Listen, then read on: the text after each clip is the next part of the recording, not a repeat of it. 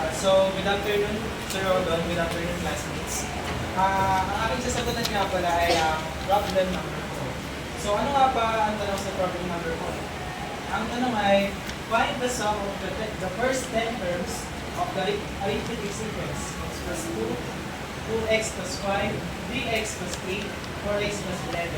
So, ang ating given nga pala ay a sub 1 equals x plus 2. Ibig sabihin, tayo muna natin yung first term. So, ang ating common difference naman ay x plus b. Which is, pag-aadad na natin siya.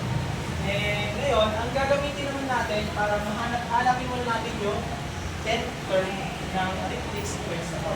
So, ang gagamitin nating formula is an equals a sub 1 plus n minus 1 times 2. So, dahil 10 terms ang hinahanap natin, ay nilalagay natin ang 10 dito sa katabi ng pinaka-una. So, ang a sub 1 natin is x plus 2 plus 10, which is yung 10 term, yung minus natin sa 1. And then yung common difference natin is x plus 2. So, ang mangyayari yan guys, is dito tayo, yung minus muna natin dito guys, dito. Tapos, ang mangyayari is multiply natin yung 9 times 8. So, magiging 27 siya.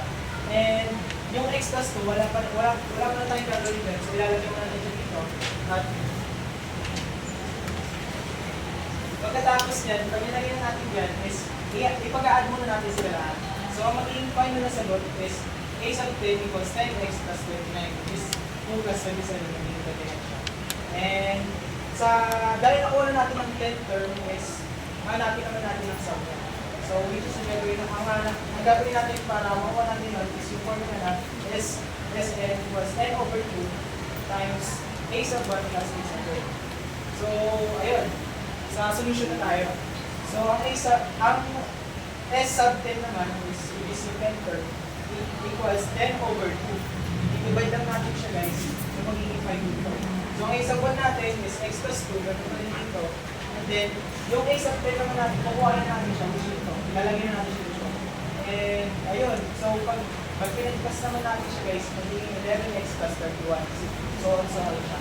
And, magiging 5 to kasi nga divide. Tapos, pagka-times lang natin siya guys, ang makuha natin sa is 55x plus 155.